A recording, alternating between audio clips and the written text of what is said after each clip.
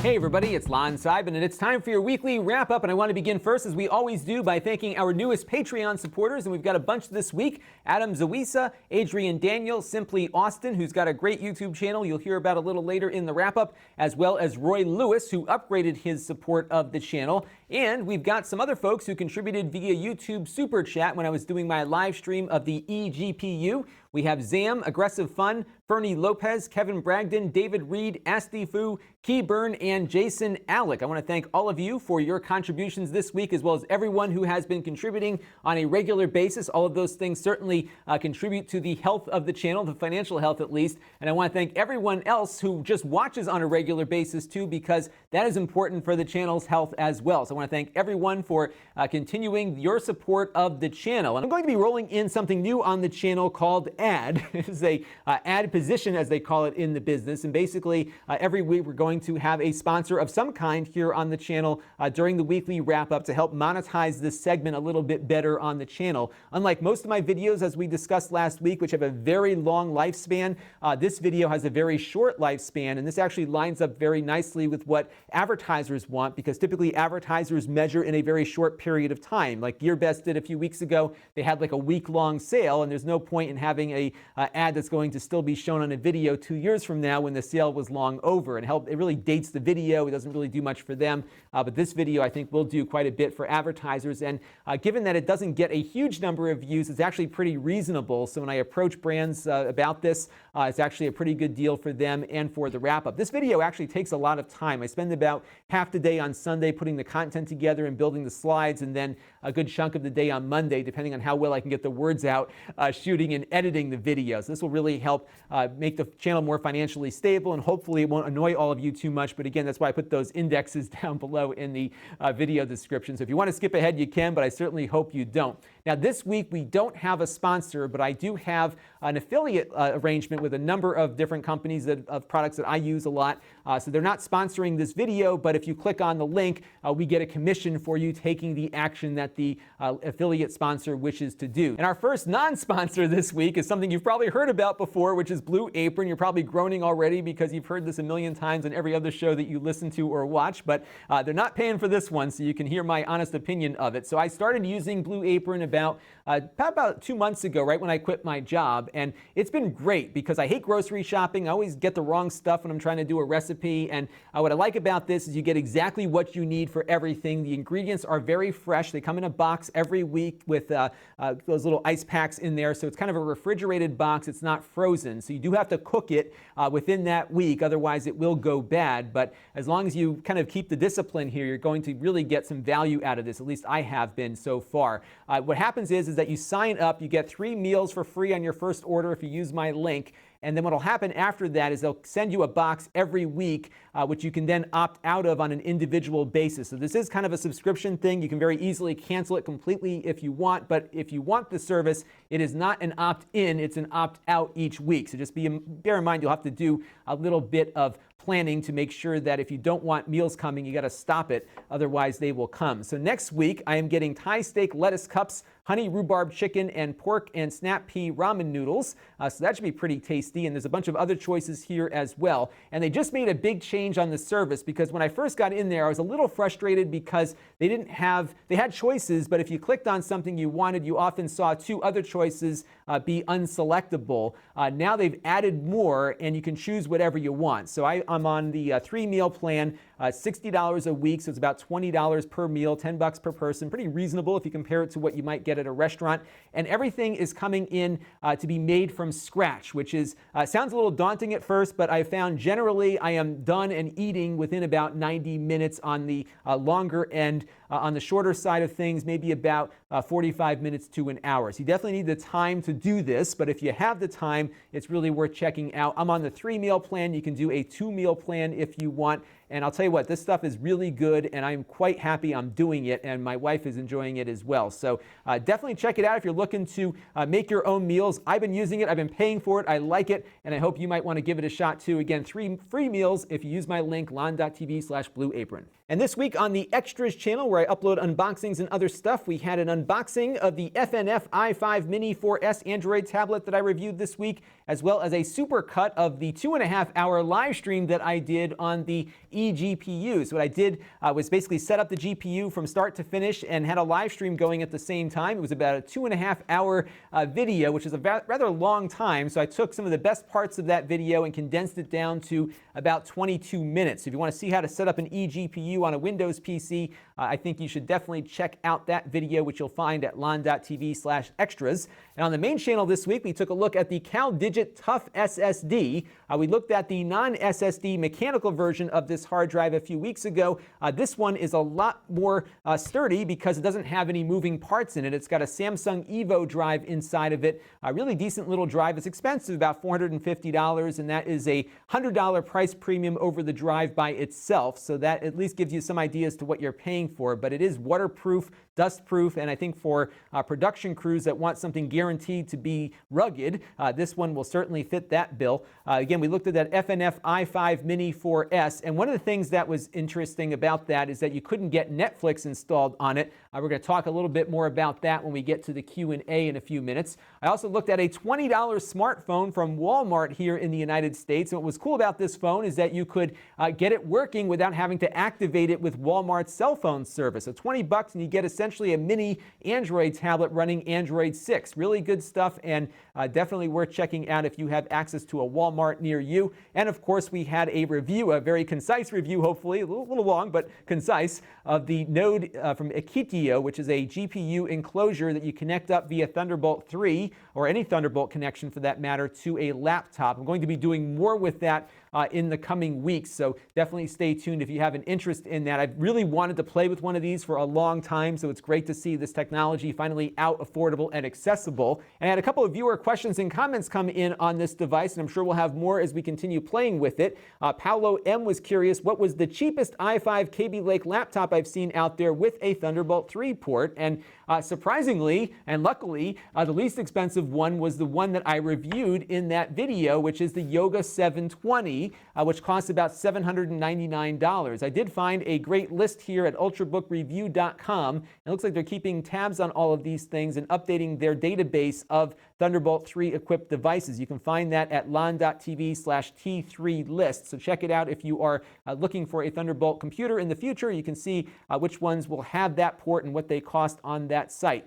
And Augusta Mendoza wrote in wondering about a competing device that might be coming out soon, the Mantiz Venus. He said it's more expensive, but it will have 60 watts of power delivery back to the laptop, and it also has Ethernet and additional USB ports, so basically acting like a dock plus an eGPU. I'm a little nervous about this one because one of the things that you really want to have here is a dedicated data path just for that GPU. We saw that when we had the display, for example, on the laptop showing what the GPU was outputting, that was impacting its performance because we were using some of the bandwidth on that cable. These GPUs want all that bandwidth, and if you've got Ethernet or USB running on there, if your disks are running, like for example, if you're putting your game on a USB hard drive that's connected to that dock, that will impact your video performance because anything going over that PCI Express bus that's not for the video card is going to result in slowdown. So I think from a performance standpoint, having something that's only for the eGPU is important. I would be a little bit more comfortable with a dock like that if maybe you were connecting up those Ethernet and USB ports via USB-C or an additional Thunderbolt port, for example, which would segment that data. I'm a little nervous about having anything other than the card on that bus. So now it's time for a couple of things that are on my mind. This is week 11 as a full-time content creator, so I wanted to give you an update as to how things were going. And what I did on Sunday was I uploaded a video a lot earlier than I typically do. So usually my videos go up anywhere between like 8:30 p.m. and 11 p.m. my time here, Eastern time on the East Coast of the U.S. And I was doing that publishing time because that was typically my workflow, which was I'd get home from work, I'd eat dinner, I'd put the kids to bed, and then I'd start working on videos and then upload them in the wee hours of the night. But now I'm at a point where I'm starting to get a little bit ahead, depending on the week, on content. And Sunday afternoon, I had a video ready to go. I figured, you know what, let me just upload it and see what happens. And sure enough, it did a little better than it usually does on a Sunday. So I might start playing around with publishing times because I just look at how I consume content on YouTube. I used to go on and check through my subscription feed to see what was there. But generally now I'm getting things off the recommendation page. And YouTube has been good about putting the videos from the creators that I watch all the time up first, right when those videos get posted or close to when they're posted. And I almost feel like having the video up earlier later might do better because it does give the algorithm time to stick it into the recommendation feed for a lot of you.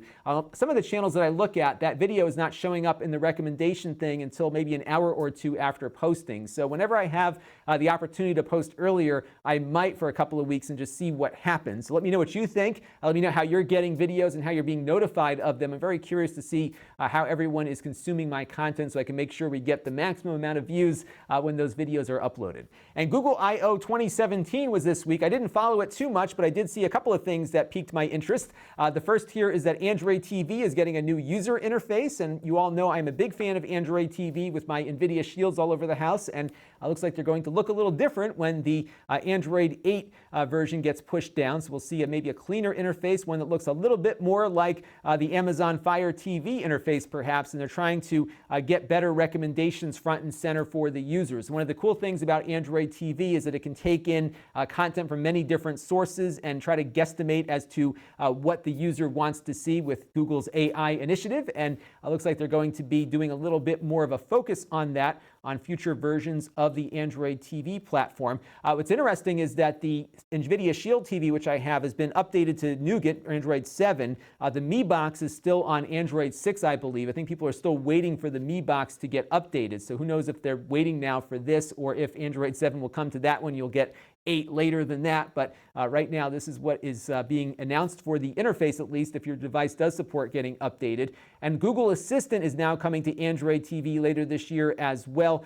In this article, it's rather interesting from The Verge. It looks like they're activating about 500,000 units a month, so it's not a huge portion of Google's business just yet. I'm betting you there's probably a lot more of those generic Chinese boxes getting sold than the legit Android TV boxes out there, just because there are fewer of them. But the Assistant is coming. It was something that NVIDIA was talking about at CES, and it looks like we'll be able to start playing with that at some point. So I will keep you posted on that and all the other things that are out there. Let me know if there are some things from Google I/O that you found interesting down in the comments below. So now I want to talk about something that's been on my list for a while, and I'm finally getting around to talking about it, which is VR and Star Wars. And I was hoping some developments would happen to make it so I wouldn't have to talk about this, but they haven't happened yet. And yes, there will be more important things in the world to discuss, but Star Wars is very important to me. So let me tell you what I'm talking about here. So first of all, let's take a look at what the VR platforms are that are out there. We've got the Oculus Rift, the PlayStation VR, the HTC Vive, the Samsung Gear VR, and then of course Google Daydream, Cardboard, and all that kind of stuff out there. But these are the main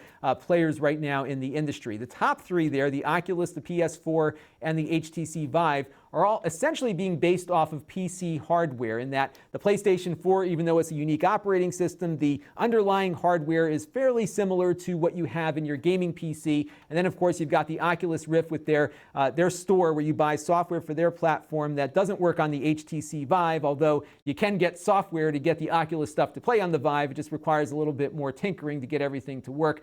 Bottom line is the VR world right now is a bit of a mess because of everyone trying to lock down hardware that, although is sort of unique in how it works, is relatively commoditized already, yet everybody's locking software developers into one or the other. And because this stuff is so expensive, I think it's really hurting sales. So this is no new news, but back in February, SuperData broke out the total sales of VR headsets shipped worldwide in 2016.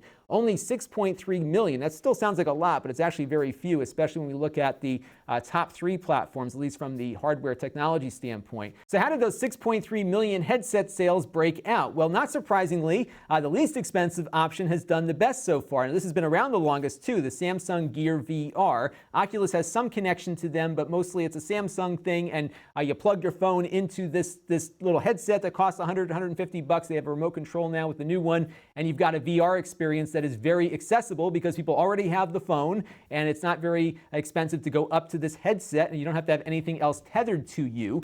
The other platforms have not fared as well, unfortunately. So the PlayStation VR, which did come out probably the earliest amongst all these different things out there, is at 0.75 million, so 750,000 units. The HTC Vive and the Oculus Rift share about that level of market share between them. And of course, those require the most amount of hardware to get up and running. I think the problem, though, is that this industry needs to grow, and it's going to be hard to grow if all these different software packages and games are segmented to specific platforms. Because if you are looking for VR and the Oculus Rift has 4 of the things that you want to run, and the HTC Vive has three of the others, you're not going to buy either one, because who's going to spend $1,600 on 2 pieces of hardware that really feel and perform perform about the same. I've tried both, and there isn't a huge difference between them, even though I do prefer the Vive. And the PlayStation VR, of course, is similar. It's a little less fancy because it's running on less impressive hardware, but nonetheless, it's out there also and has its own exclusive titles. And although it's less expensive than the Vive and the Rift, it's still a pretty decent investment. You got to have the console and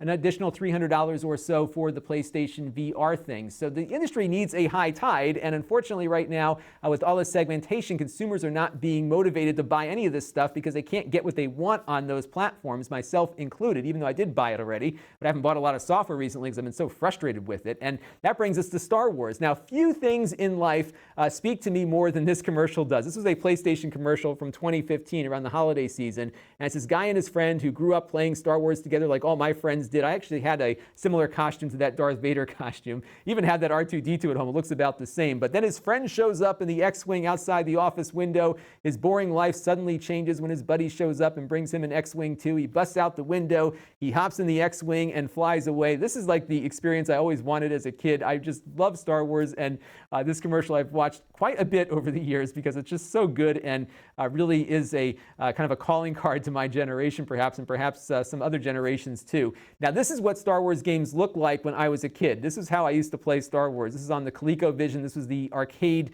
port of the Star Wars game. As you can see here, it's not the most realistic experience, but that was about as good as we got when I was a kid. And over the years, things have gotten better. I think the best Star Wars game I've played up until recently was probably the one on the GameCube, that Rogue Leader one. Really great space combat game and a lot of fun, but not VR. So that brings us over to Star Wars Battlefront. And back around the holiday season, they announced a free upgrade or free version of the X-Wing mission that is in VR, but it's PlayStation 4 exclusive on the PSVR. So I cannot get it on the PC, even though you and I and many others spent the $100 on the Star Wars Battlefront Season Pass and all the other stuff that you can pay into to get going on here. A pretty decent investment in a game, especially for me.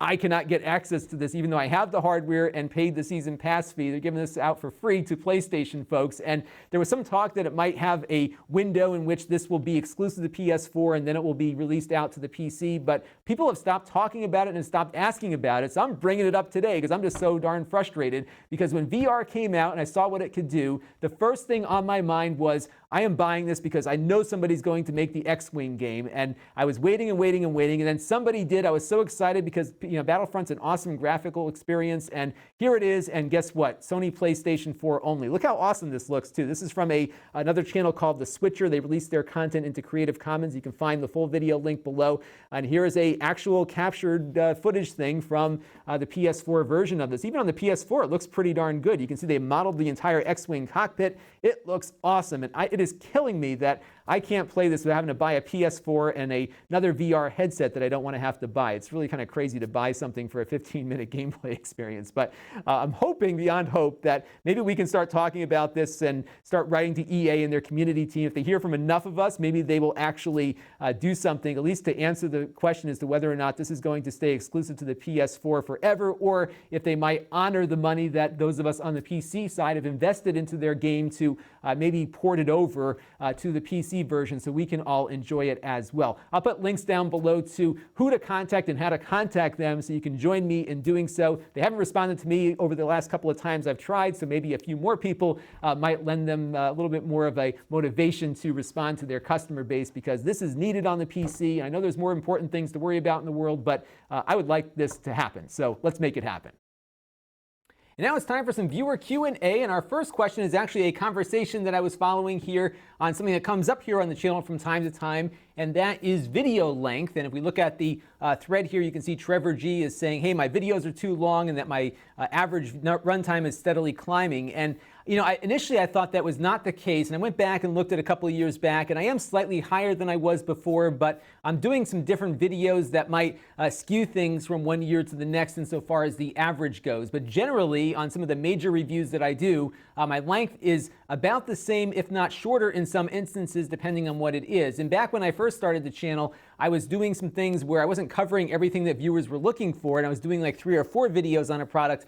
Now I'm doing everything in one lump sum, which I think has been better for growth over the long term, just given that I've been doing these longer videos for quite some time now. But interesting discussion nonetheless. And I always get one person saying videos are too long, and then Matt here is saying that the videos are just fine the way they are. And he points out the fact that I have an index that I put in all of my videos, which I'll show you what it looks like here. So if you click on that little button that says show more, you'll get an entire index of everything that I have in the video, so you don't have to watch the whole thing. If there's one specific thing that you want to see, you can click on it and be brought right over to it, which is what I do here with the wrap-up and many other videos as well. And I think that is the better way to do it. What's funny is when I first started on YouTube, everybody was saying, oh, you got to be short, short, short, short, short. But one of the problems that I saw on YouTube for my own uses when I was trying to get product reviews at the time before I started was that everything was too short. It didn't give me the detail that I was looking for. And I really think that having something that is as inclusive and as total as possible on a product is better than something that leaves a lot of things out. And that's why the index, I think, really makes it a little bit easier. One of the challenges I have, or at least you have as subscribers, is that because so much of my traffic, as we discussed last week and a few weeks before that, is so much heavily weighted towards search and algorithm, a lot of people who see my videos have never seen one of mine before. So there is a lot of repetition sometimes in when I'm doing a review that I'll be explaining things the same way I did on 45 other videos, but I have to do that because my assumption is people haven't seen me before versus people who are regular subscribers. But one thing I've been thinking about, especially for the PC reviews, is that maybe I could integrate, for example, the web browsing performance and the YouTube stuff in with the specifications discussion. So as I'm describing the processor, I can show the processor performing, which might cut a few minutes off of some of those PC reviews. I'm going to experiment with it a little bit. I think the formula for my PC reviews is working, so I don't want to mess with it too much, but if I can make things a little more efficient, I will. And I would love to hear your feedback down below in the comments. And our next question comes in from the Electist, who is curious about what my family thinks about this full-time YouTube gig and all the crazy changes that happen at YouTube. And in some ways, my livelihood is dependent on whatever that algorithm in the Google master computer decides to do with me, which is kind of a scary prospect. If you look at the statistics of small business starts here in the United States, I think only about 20% of business starts actually make it past their first year, which is kind of scary. Now, what I did my first 3 years were having this business operate alongside my full-time job, and that is one of the ways that I was able to grow it, in that I wasn't financially dependent on this, so it could work with a very little amount of money until I could get it stable enough and grown enough that I could finally take that first step away from the full-time job. But I also did a lot of financial planning. I had some fortunate things happen in my life as well that helped, but by and large, I planned for this for many years before I finally cut the full-time job cord and went all in on this. I still have some consulting things and other things that I do around what I do here, so I am definitely going to be okay if the channel ever falls apart. In fact, I've given myself a couple of years of runway to see if I can build this company into something. I'm not really trying to build a huge company, but I do want to grow this into something more than just me sitting in front of a camera, get some help on, maybe generate some more content in other areas as well. And I'm just going to take it very slowly and one step at a time, and taking risks, but not taking risks I can't afford to take. And I think that is one of the biggest things you have to know to do, is not to go too far too fast and end up in a position where you really can't support your family or yourself. And you really have to be careful about that. So if it means you have to spend a few more years working 2 or 3 jobs to make your dream job happen, then you have to do that. And I certainly grinded it out for a couple of years, not sleeping a lot, but really enjoying this one part of my day, the part where I was making videos, and that love of that job kept me going. So I think that's one of the important things. If you're young, like 18, 20 years old, start financial planning now, and know that you're planning for something that you may not know you'll be doing. Like, for example, YouTube didn't really exist in a way that you could make a living off of it 10 years ago, but I was planning for a time where I could get off on my own and do something beyond working where I was, and I started working towards that goal with a financial planner. So I think that's one of the things you should do if you haven't already, is call up a financial planner and say, hey, this is what I want to do in life. I want to start my own business at some point. I don't know what it's going to be, but what do I need to save now so that I can perhaps do something like that when I'm 30? And that'll give you you a lot of peace of mind and maybe even a plan to work up towards something and know that you'll be able to do it when you get there. And I'm putting up this logo right now because it might look familiar because the logo kind of looks like my current one, but this is a venture that I started back in 2009 called localonlinenews.tv. And the goal with this, I had a few other partners that I started it with, our goal was to go out and cover a community like a newspaper would, but do it with video packages like you'd see on the evening news. And we put together some really good content. In fact, we still have a bunch of stuff up on YouTube. I'll put a link down below in the video description so you can check that out. Work with a lot of great young reporters, and we were able to give them a really good reporting experience. And we only did this really actively for about a year and a half or so, but I think about 4 or 5, maybe 6 different reporters that were working with us got jobs in media doing television reporting. It was really, really gratifying to see people launch their careers with something that we had begun as a dream. And unfortunately, sometimes dreams don't work out, as was the case here. So although I think the content we produced was great, the problem was at the time, 2009, there were not a lot of people on these video platforms to watch this stuff. And it was also really, really difficult to sell advertising to the local businesses that we needed to support the effort that we were doing. And I had to look at this very honestly and say, hey, you know, this is a dream I have. I really believed in my heart of hearts this was going to work out and be awesome. But I also had to come to the reality that it was not going to work out ever, at least back then. And it probably still won't work out now. I put it on the shelf and said, it's time to just put this aside for a while and maybe try something different. And I started up another venture with a friend of mine that is still kind of doing okay. It's not doing great, but it still exists, and it might become something at some point. So I still put a little bit of time into that. And then the YouTube channel that I started here just kind of grew out of those experiences. And sometimes failure, as bad as it is actually a really good learning experience. And you can take things from things that didn't work out and bring them with you to the next thing. And I think you really have to look at doing a business like this or any kind of business as that you have to be able to say, all right, this is not working. I know it's my dream. I know I believe in my heart of hearts it's going to happen, but the reality is it isn't happening. And you can look at failure as something to be really depressed about, or you can look at it as, okay, that didn't work, but what components of it did? Where can I take what I learned and move over to the next thing? And I think that's what I've been doing here. This effort could fail. Who knows? I don't know what'll happen, but the good news is that financially, I know I'll be fine. I have a good plan in place. I have things that I can do with skills that I've obtained over the last 20 or so years I've been in the workforce. So if I have to get a job, I can. I'm probably unemployable at this point, but if I had to get a job, I could get a job in a couple of different areas and be fine. And via Twitter, Tony0123 wrote in with a very intriguing article about why we couldn't get Netflix installed on that Chinese i5 4S tablet I reviewed last week. Turns out there are more controls that developers have for preventing app installation if they don't trust the platform it's on. And this article is definitely worth taking a look at, especially if you have a lot of those cheap Chinese boxes in your house hooked up to your TVs, or maybe some cheap Chinese phones or tablets. And it looks like Netflix is starting to crack down on what is installable, perhaps because they're concerned about DRM and other things that they're trying to protect. Now, unfortunately, this might lead to more side loading of Netflix apps that could lead to more security issues as a result, because if you're getting a side-loaded APK from a site that you don't trust, it could lead to some issues where malware gets onto your device as well. We talked about this a few weeks ago. There was a pretty egregious example of a Netflix app that looked legit but actually had a lot of bad stuff on it. So this is going to be interesting moving forward. Probably another thing I have to test now on my ever-growing list of things to check on Android devices, but definitely check out this article. It's a interesting read. And now it's time for a Q&A for you, and I'm really getting into some of these low-cost phones. A lot of you are enjoying some of those things that I've been doing, so I would love to get from you a few more phones I should get in to check. If you want to go over to gearbest.com, they often send us some phones to look at, so maybe there's a few on there that I should be investigating further. Anything under $200 I think would be definitely worth a look, so take a look. Let me know down in the description or in the comments section below, and I will see what I can get into the channel for future reviews. Now, our channel of the week is actually one of our Patreon supporters, but this is not because he contributed. In fact, he was on my list. I was going to get to him this week or next week, so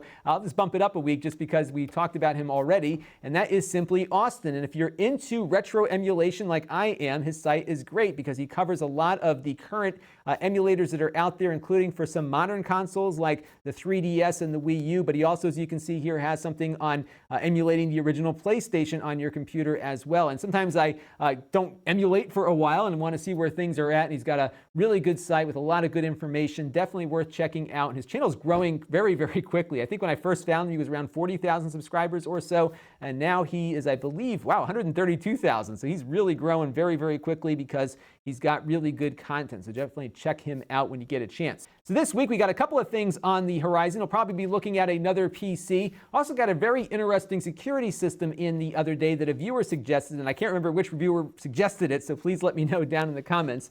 This is the Blink security system. It starts at about $100. They have these little cameras that connect via Wi-Fi to your internet connection. They run on 2 AA lithium batteries that they promise 2-year battery life out of. And what it does is it only sends events back to their servers for storage, so you can go back and look at when something triggered the camera. And they have an outdoor camera. I don't think I got the outdoor one. I just have the indoor cameras. But it looks like a pretty neat system. And what I like about it is that there is not a monthly subscription required to get full use of the products. We saw with the Canary that I reviewed a while back, which I still use, you only get a single day's worth of recording archive unless you pay the subscription fee. Same was the case with the Ring doorbell and their associated cameras. They have a per device subscription charge, so it really can get expensive to own these cameras after you paid $100 or $200 to buy them in the first place.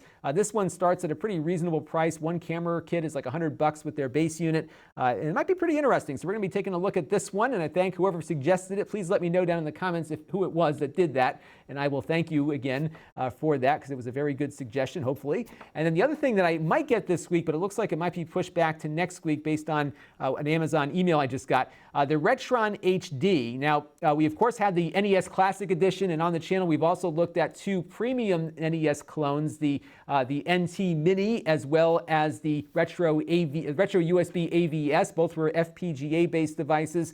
This is a Nintendo on a chip device. It won't be as high a quality as we saw out of those more expensive devices, but I think for a lot of general consumers looking for something cheap and fun, this might do the trick. Costs about $39, and what's unique about this one, unlike many of the other NES clones that have been out there, the cheap ones, is that it does have a 720p HD output on it. So we'll be taking a look at this when it comes in. I believe it might work with some flash cartridges also, so we'll see how that works, but you need the actual physical cartridge for it to work. So it's not like an NES Classic that had a bunch of games built in. This is just a cartridge player, and we will see how it works if it comes in this week. If not, we'll check it out next week when it comes in. We're also going to take a look, hopefully, at FreedomPop, and again, our theme of low-cost cell phones. This is a freemium cell phone provider that will allow you to use their services absolutely for free with very minimal usage. You get like 500 megs of data and maybe 50 minutes or so of talk time. And it looks rather interesting. I got it on a phone. I've got a SIM card that I can move around to different phones. So we'll take a look at this and how you might be able to use this as a backup to whatever your current phone might be, or perhaps use it as a regular phone service as well. So we'll be taking a look at that. I know a lot of you are already using FreedomPop, so we'll explore that in more detail. And if you want to help the channel, you can go to Lon.TV/Patreon and make a monthly contribution to the channel. We have the tip jar set up at Lon.TV/tipjar for a one-time contribution. You can also do that one-time contribution via Venmo at Lon.TV if you are outside the U.S. We also have Plex still going on, the affiliate relationship we have with them. So if you go to Lon.TV/Plex and sign up for a free account or gift an account to somebody else, you can do so there, and I will get a commission for that. So if you want to check out Plex, that's a great way to do it. And if you want to engage with the channel, we've got a bunch of different ways. Of course, we've got the Extras channel at Lon.TV/Extras. Be sure to subscribe. My email list is at Lon.TV/email. I'll have an email going out around the first of the month. Facebook is at Lon.TV/Facebook, which is my spot where I upload a bunch of articles that I find of interest throughout the week. And the store at Lon.TV/store, where I'll be putting up a bunch of stuff I've got sitting over there. I just reset a bunch of tablets and phones and other things. So you'll be seeing some of those things getting posted up there shortly at a good price. So definitely be on the lookout for that. And our live streams are at Lon.TV/livestreams, including the one that I just did, that epic 2.5-hour one. So if the supercut isn't good enough for you, you can watch the whole darn thing over at Lon.TV/livestreams. That's going to do it for this week on the wrap-up. I want to thank everyone for your continued support of the channel. Keep those comments coming. I read every one, and I really appreciate all the support you've given to me as I've been taking this full-time endeavor further, and so far, so good. This is Lon Seidman. Thanks for watching. This channel is brought to you by my Patreon supporters, including gold level supporters Mark Bollinger, Brian Miller, Mr. Morse, and Cody Falk. If you want to help the channel, you can by contributing as little as $1 a month.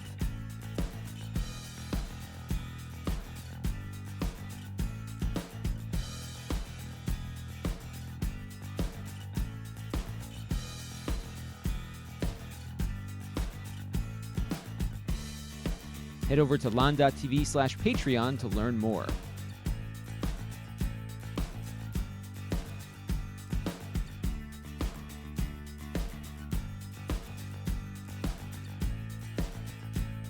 And don't forget to subscribe. Visit Lon.TV/S.